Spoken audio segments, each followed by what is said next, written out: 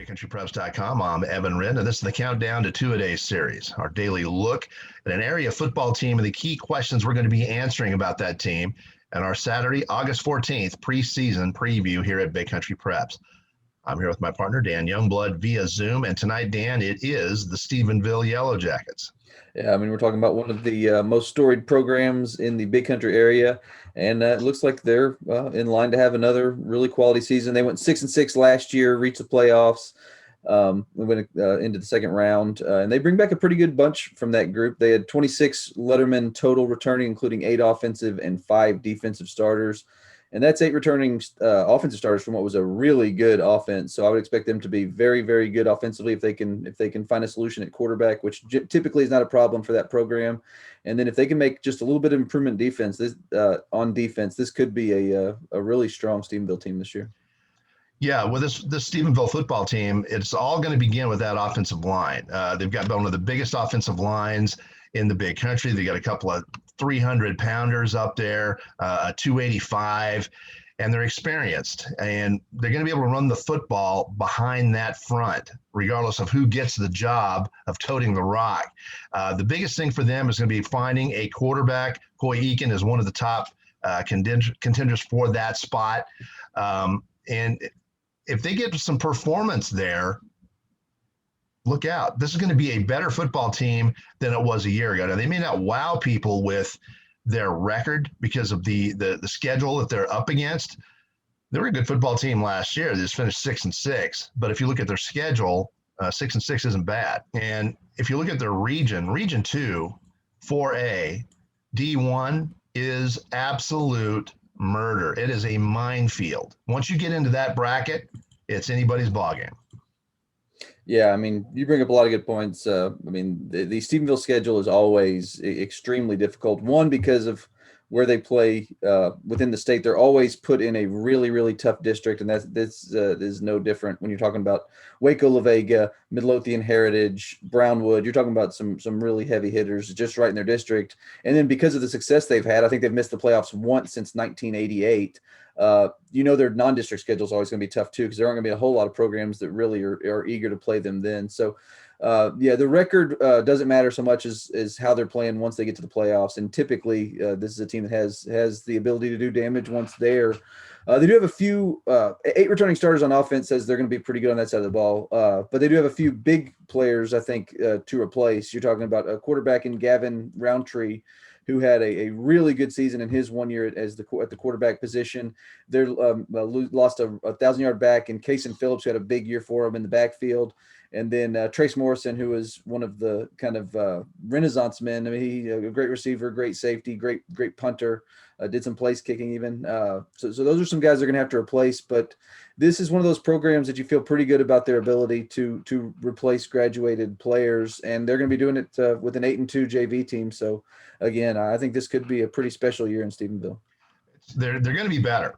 They're going to be better. What concerns me for Stephenville is the region they're in. You're talking about a region that has La Vega, Argyle, Melissa, Paris, Midlothian Heritage, Kennedale is in there.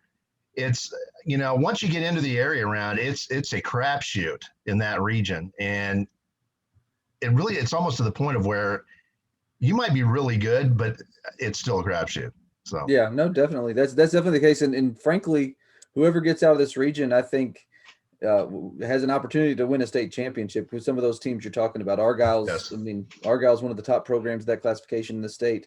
Midlothian Heritage has jumped onto the scene in that same kind of realm, and then La Vega's been there forever too. So, yeah, the path to a deep playoff run is really tough, and it almost requires getting a really high seed out of district. So I think that's going to be a big key for the Stephenville team, is to finish high enough in district to where it kind of makes your playoff path a little more favorable, because it is a minefield once you get there in Region 2. All right, let's take a quick look at the Stephenville schedule for 2021. And typically, the Yellow Jackets aren't ducking anybody. That's a very healthy pre-district slate, and you really need that, Dan. I mean, if you're going to play in District 5, 4A D1 with the likes of La Vega and Heritage, you'd better face a tough non-district slate just to get ready for it. And sure enough, they've got one lined up. Yeah, and they've got some really tough games out of our area when you talk about road games at Everman, at Waco Connolly, a home game against Salado. But really, the two that I'm really looking forward to in that non-district are the ones against our teams. They open against Sweetwater at home. This should be a good Sweetwater team. I'm not sure they're quite ready to compete with this Stephenville team. I think we saw that last year where Sweetwater was able to score some on them, but they just didn't have a whole lot of ability to stop them at the line. So that the Stephenville was able to run the ball and kind of control that game. But I'm interested to see how that one goes. The home game against Sweetwater to open the season, and then they've got that September 17th game at home against Wiley. I think that's going to be a fun one as well. Wiley's kind of improving as a program, getting back to where they're kind of accustomed to being, and I think that'll be a fun game as well. All right, game of the year for Stephenville. How do you see it? For me, it's kind of hard to gauge just because it kind of depends on how good this Stephenville team is. If they're as good as we think they might be, and they're competing for a district championship or those sorts of things. I mean, I think the opener right there at the beginning against La Vega, I think that's a big one for them. Go on the road against a traditional power. You in that one, I think you kind of make a statement. Hey, we're here to compete for a district title. So I think I'll go with that one. You know what? I'm going to agree with you as much as I don't like agreeing with you. I think that if they get off to a good start with a win at La Vega, and that's a young La Vega football team, if they win that ball game, then they've got two games, following that against Alvarado and Waxahachie Life, in which you're going to be a healthy favorite in both of those ball games. You could be looking at a 3-0 start going into that Heritage ball game on the 29th, which is on the road. And what a good if it turns out that La Vega is on the young side and really isn't a vintage La Vega team this year, you could be looking at a district championship game on the 29th at Heritage. Yeah, so those are the two games that really stand out to me. La Vega to get them off to a good start, and then the Heritage ball game. Yeah, and that would be huge. I think I agree. And like I said before, it's so important to finish. I think you definitely want to finish in either that number 1 seed or the number 2 seed, just because once you get to the playoffs, you're talking about some really tough teams in this region. So, yeah, I think that La Vega game's huge right off the bat. You win that one, I think it puts you in the running for a district title. And then the Heritage game, I think that there's a good chance that in one way or another that will help decide the district title. So, I think it's a lot's just going to depend to me. I think a lot's going to depend on how much improvement the Stephenville defense makes. They allowed 37 points per game last year. I think they've got to improve on that number if they do want to compete at that level. But they've got the horses to do it. They're going to have a great offense. They're going to play a lot of shootouts again, and that should make for another fun season.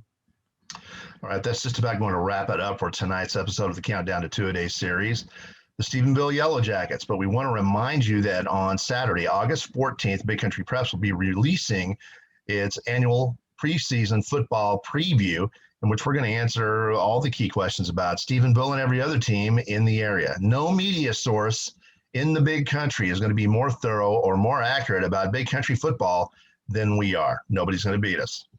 In the meantime, we appreciate you checking out this episode of our Countdown to Two-A-Day series. And make sure you join us again tomorrow, and we will be highlighting the Wiley Bulldogs here at BigCountryPreps.com.